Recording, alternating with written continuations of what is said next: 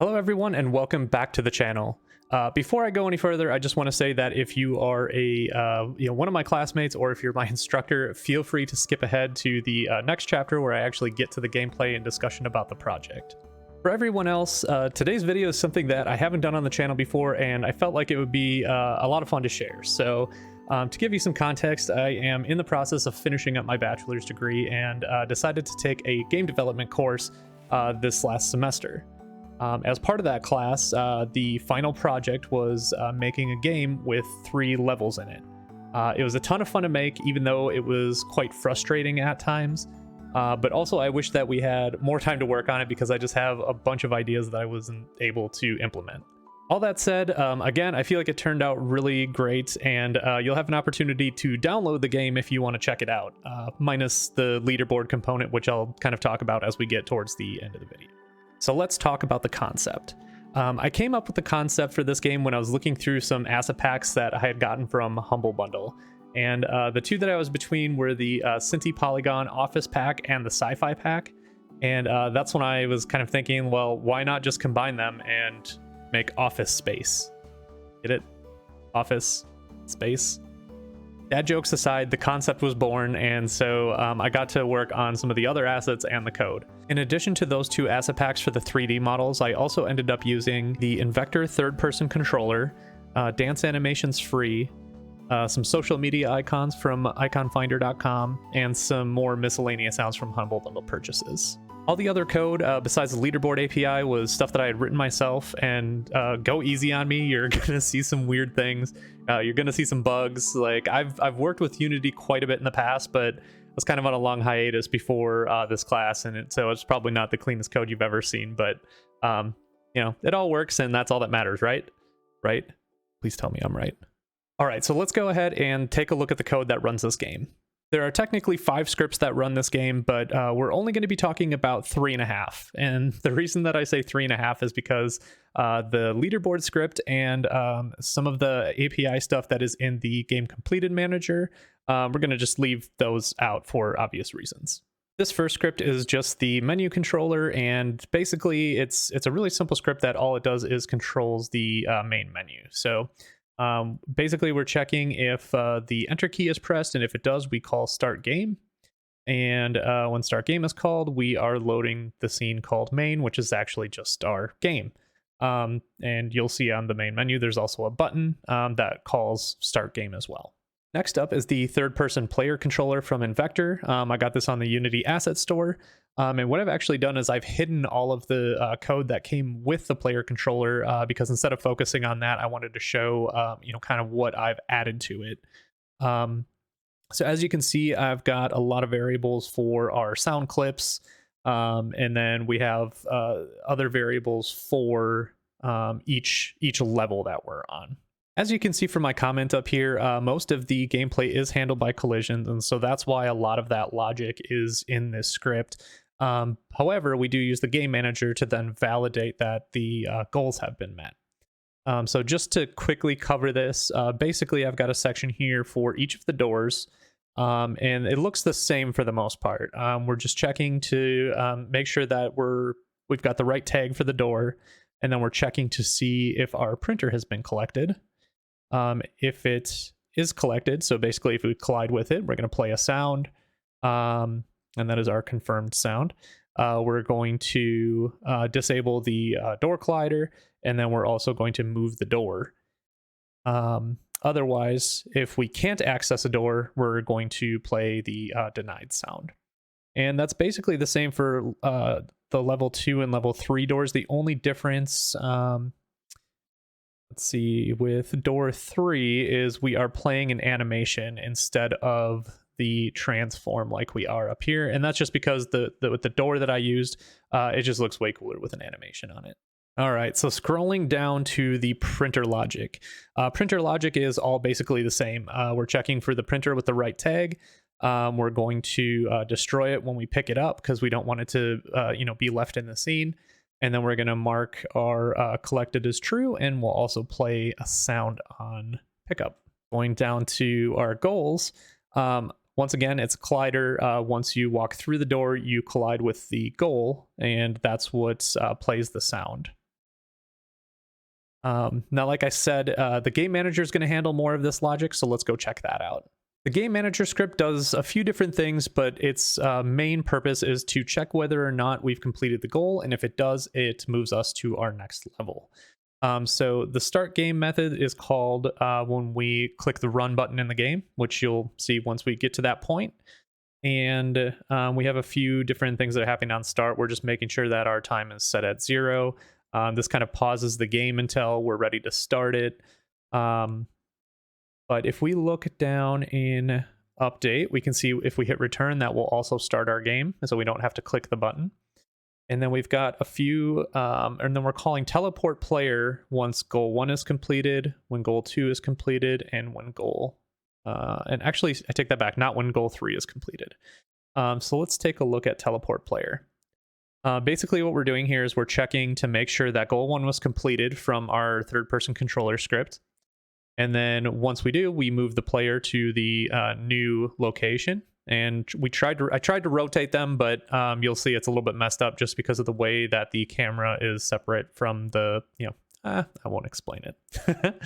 Anyway, then we also set the goal completed back to false. That way we can reuse this method for checking when goal 2 is completed. Because otherwise we would just teleport back to, the first place here, and we don't want to do that. So once the third goal is completed, we actually call the finish game method instead of teleport player. And when finish game is called, we are loading the scene game completed, and we're also passing in our final time.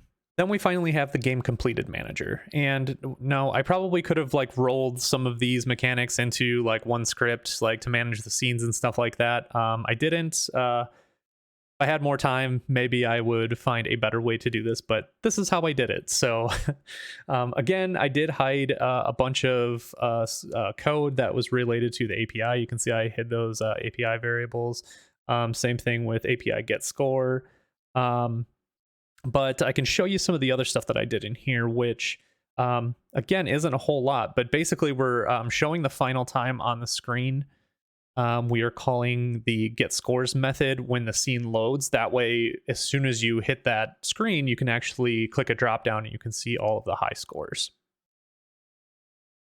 We're also reading the user's name or the player's name. So if you get a score, you want to put your initials in and then submit it, you can do that. And then lastly, I've got some button functionality, which we have one button to quit the game. And then we also have a couple of different links here to my social media accounts.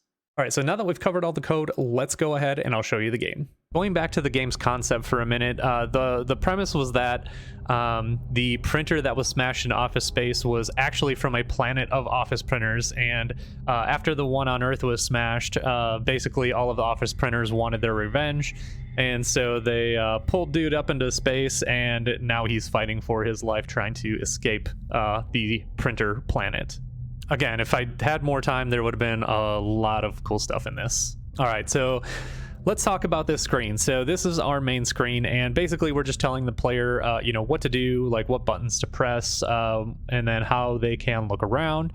And then obviously we've got just kind of a little, ominous text over here about or what they need to do in the game, which is find the printers, open the doors.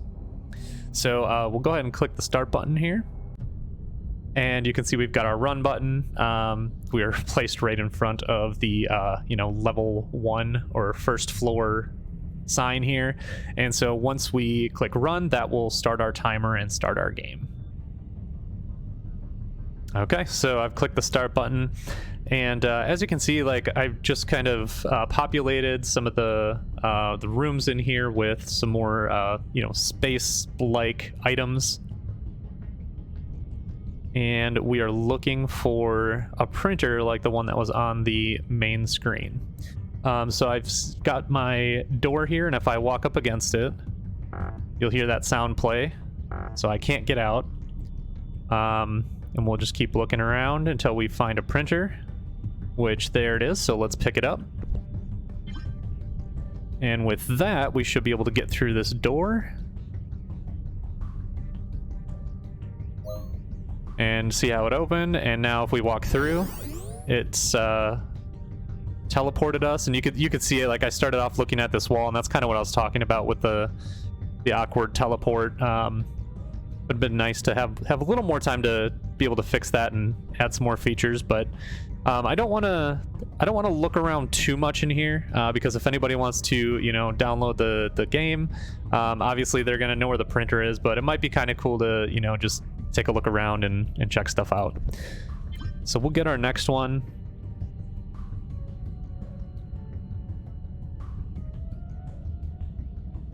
And we'll go through our door and teleport. And you might have noticed on the last level that there was less space type stuff, and it was starting to show like more like kind of office furniture. Like there's just like a couple games in there. It's just a little bit different from the space. And now we're in like a full-on office. Like we've got cubicles, got computers. This is the wrong printer, and we've got our big door here. So these levels aren't crazy, they aren't hard. Again, it was just a school project, but definitely a lot of potential here. So now let me go and actually get the right printer. We'll collect that, and let's go through our door. And there's a little bit of a lag time there because of the scores that we're pulling in. I'm actually just going to turn that volume down for a minute because it got kind of loud on me. Okay, so here on the final screen, we can see my final time. We got our dude dancing. He's all happy that he got to the end. Just some scores here, which I actually think that might have been my last one. So we're going to do another one. We're just going to call myself Jam, and we're going to submit the score. And then we're going to hit refresh score, so that way when I open this list, we got right there, Jam 133. So my name is in there. Actually, my name was in there a bunch of times, but that's fine. And then we've got our quit button, which I'm not going to quit quite yet. So because I removed the leaderboard piece for the downloadable version of this, you're not actually going to see these buttons or anything like that. So if you are interested in playing this, and you feel like sharing your time, if you want to see if you can beat the top time, you can go ahead, you can click on one of these links up here, and I just lost my browser window, and it will bring up my social media accounts. So feel free to follow me on any of those, and then post a picture of your time and tag me in it. That would be awesome. Again, this project was a lot of fun to make, so let me know what you thought of it.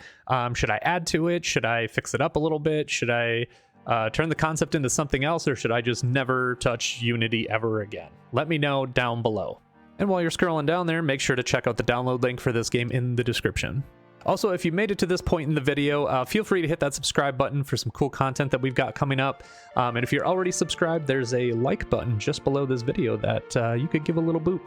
But that is it for me, everyone. Thank you all so much for watching. Remember to hug your friends and family, and we'll see you in the next one.